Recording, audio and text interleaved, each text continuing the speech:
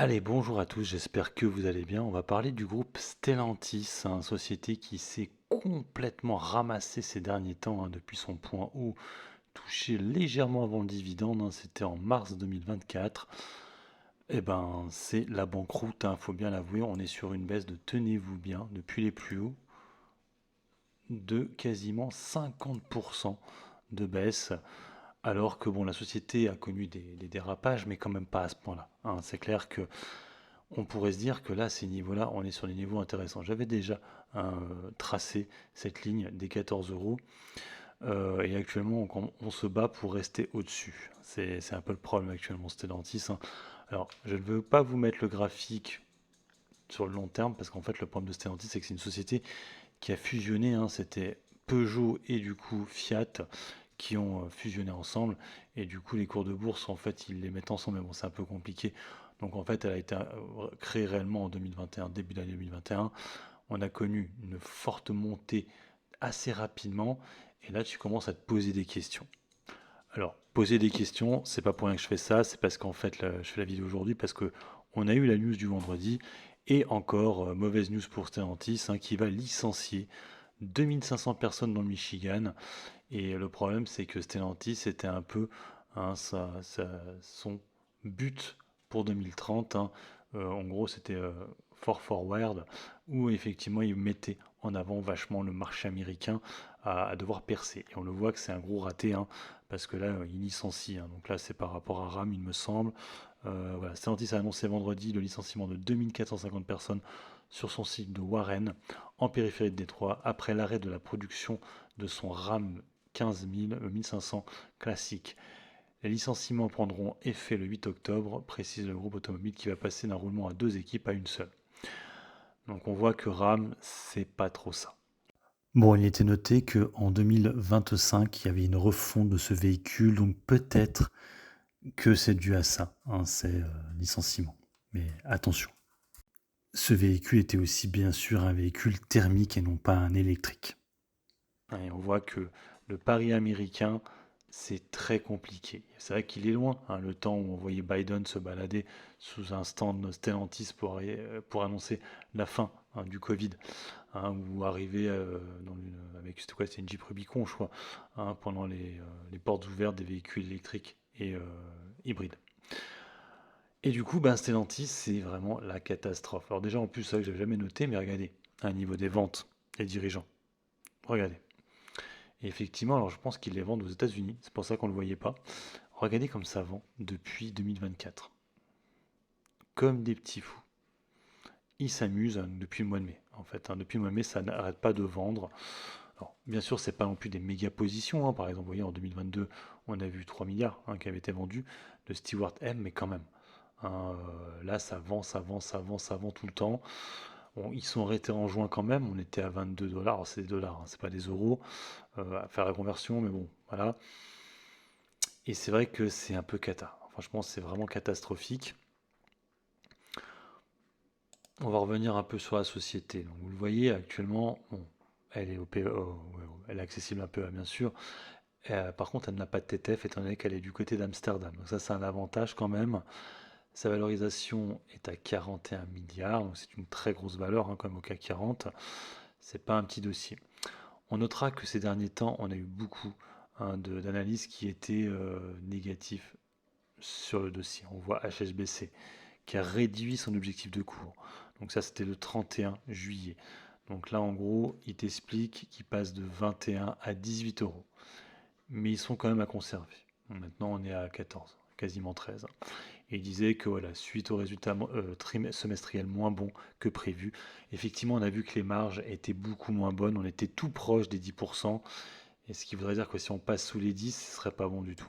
Et je pense que c'est ce qu'ils essayent de faire en licenciant des gens, en se disant bon, on va licencier, comme ça nos marges vont rester au-dessus des 10%. On voit aussi Jeffries, aussi là, qui dégrade le dossier, plus fort à la dégradation de 25 à 15 euros, estimant qu'en mettant l'accent sur les coûts, son PDG Carlos Tavares a rendu le groupe plus efficace que compétitif. Et Carlos Tavares fait la même erreur que l'autre Carlos, Carlos Ghosn. Quand il a récupéré Renault, c'était un peu pareil. Il avait privilégié le premium au début, et après, il a voulu faire pas du bas de gamme. Voilà, du bas de gamme, des belles marges, mais du bas de gamme. Et du coup, il y a eu plein de soucis et la marque est devenue beaucoup moins désirable. Et beaucoup ont commencé à critiquer Renault avec la fin tragique qu'on a connue pour Carlos, hein. Pas pour Renault, parce que Renault ça va beaucoup mieux maintenant. Et du coup, vous voyez, Jeffries pardon, annonce que là aussi ils sont pas très chauds sur le dossier. Et ils disent dans l'ensemble, on est loin des rendements pour les actionnaires et des opérations de croissance externe darwinienne. Poursuit Jeffries qui réduit ses attentes de bits ajustées de free cash flow de 14 et 27% respectivement pour l'année en cours. Voilà. Donc eux aussi ne sont pas vraiment à l'achat dessus et estiment des prix, bon là on y est, hein, 14 euros on y est maintenant, mais oui, donc déjà il y a déjà les analystes qui étaient beaucoup moins motivés à acheter le dossier. Et c'est vrai que ça change, hein. Rappelez-vous qu'on était à 27, tout le monde disait c'est bon, on va à 30. Et ben non. Après, Stellantis a aussi des problèmes avec Sleep Motor, hein, donc on sait hein, qu'ils travaillent avec une société chinoise, mais le problème c'est que la Chine, actuellement, c'est mal vu en Europe, et du coup ça leur pose des problèmes pour les véhicules électriques, hein. Donc ça aussi, hein, ça pose un peu problème. Donc vous voyez, hein, a fait savoir que sa co-entreprise 5149 avec Leap Motor a expédié son premier lot de véhicules, les modèles T03 et C10, on dirait les chevaliers, pas les chevaliers avec Dragon Ball Z. Mais du coup, en fait, c'est une société chinoise, donc automatiquement, ils auront hein, des taxes, hein, c'est ça le problème, hein. La entreprise prévoit d'augmenter ses points de vente en Europe de 2000 à 500, de 200 à 500 pardon, d'ici 2026. Bon, à voir, mais c'est vrai que là aussi, ça bat de l'aile ce truc-là. Pour ce qui est des chiffres de la société, on est sur une société qui va avoir un bénéfice par action qui devrait baisser en 2024, ça avait été annoncé, hein, c'est ce qui est attendu de toute façon. On voit que le consensus sont beaucoup moins à l'achat maintenant, hein. Il y en a beaucoup plus qui sont en vente maintenant, à 6 quand même.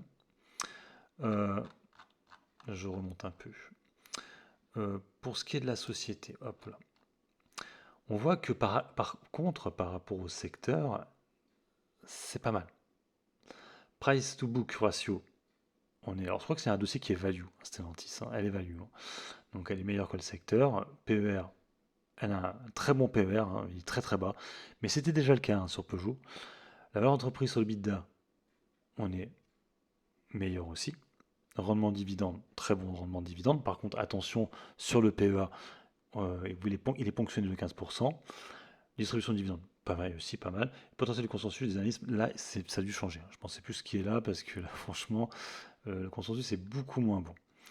Donc on le voit, hein, le PER société, on est à 2,22, PER du secteur, on est à 7,17. Alors bon, c'est vrai que sur le secteur automobile, les PER sont assez bas quand même en général, hein. Ça c'est clair et net. L'autonomie financière est plutôt bonne, le ROE est très très bon, hein.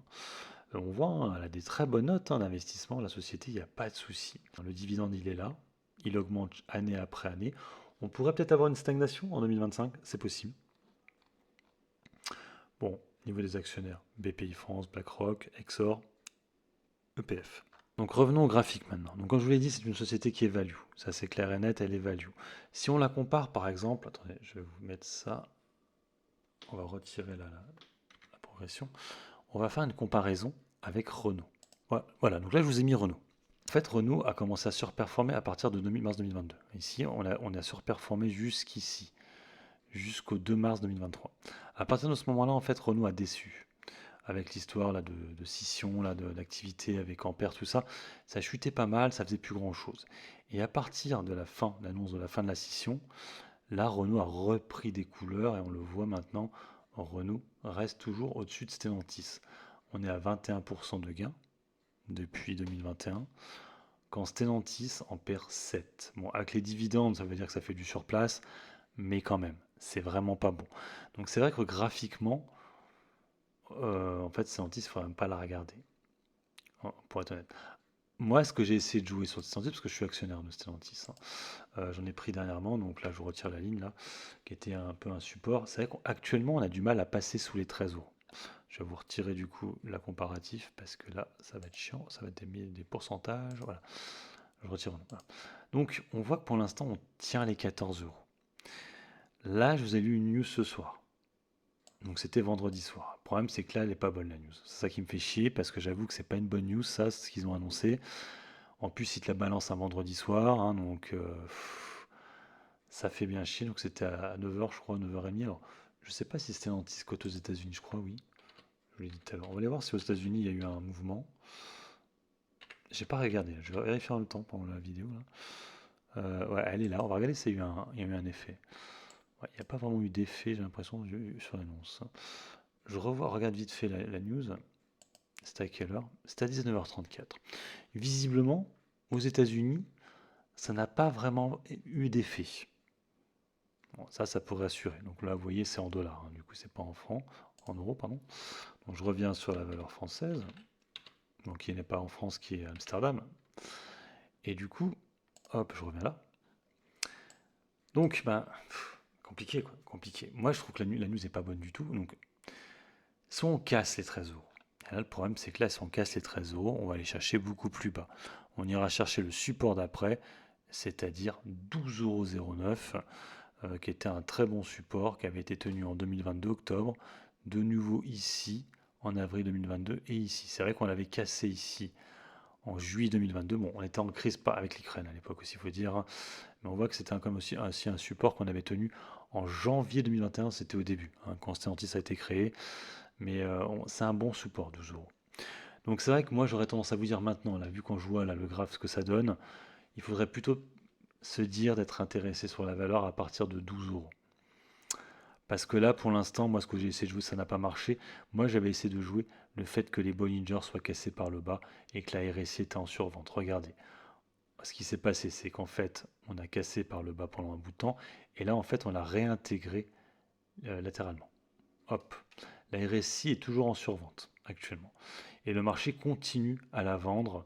Là, pour vous donner un exemple, là, on a encore une... on ne le voit pas très bien comme ça. Mais une figure d'avalement baissier. Ah, vous voyez, la bougie rouge avale la bougie verte, là. Donc là, ça devrait encore beaucoup chuter dans les prochains jours. Bon, entre nous, ça me fait chier, hein. Entre nous, ça. Alors, on peut avoir deux scénarios. Effectivement, on pourrait peut-être, dans la journée, repasser là et revenir ici, je sais pas. Mais là, moi, de visu, hein, on pourrait redescendre quasiment ici. Hein, donc c'est quasiment les prix que je vous ai dit tout à l'heure, hein, quasiment. Hein, hors Bollinger, on est à 12,67. Voilà, donc bon, pour l'instant, je pense que dans les années à venir, ça devra remonter, hein, c'est clair et net, hein. La société va pas faire faillite, mais c'est vrai que ouais, si vous la voyez à 12, ça peut être un bel investissement là, quand même, à ces niveaux-là, parce que le dividende devrait rester à peu près le même, donc on vous serait sur un rendement à plus de 10%. On serait du coup sur une société bas de range, hein, ça veut dire que c'est une société qui est cyclique, donc je pense que là, on était haut de range, comme on l'a vu avec Renault, comme on l'a vu avec Mercedes, comme on l'a vu avec Porsche. Beaucoup de valeurs de ces sociétés ont touché un haut de range à ces niveaux-là, même Ferrari, hein, mais c'était un petit peu plus décalé. Et là maintenant, on commence à retourner bas de range sur la société. On a vu aussi que les véhicules électriques posent problème, hein. C'est vrai que là, pour l'instant, les constructeurs ne savent pas trop où est-ce qu'ils vont. Donc voilà, il y a toutes ces questions à poser. Mais moi, pour moi, je pense que 12 euros, hein, ça vaut le coup, même si, comme je vous l'ai dit, la valeur est value à ces niveaux-là. Hein, franchement, au niveau actuel, là, on est value, hein. Donc, price to book inférieur à 1, c'est ce qu'on appelle value. Ce qui veut dire qu'on peut même acheter à ces niveaux-là. Mais graphiquement, pour l'instant, il n'y a rien, hein. Franchement, là, on est sur un support actuellement, mais il pourrait lâcher avec, comme je l'ai dit, hein, cette figure de englobante baissière. Et en plus, la news d'hier soir, ou de ce soir plutôt, au moment où je fais la vidéo. Allez, sur ce, moi je vous laisse. N'hésitez pas à mettre un commentaire si vous n'êtes pas d'accord avec moi ou d'accord avec moi. Bon investissement, bon trade. Ciao, ciao.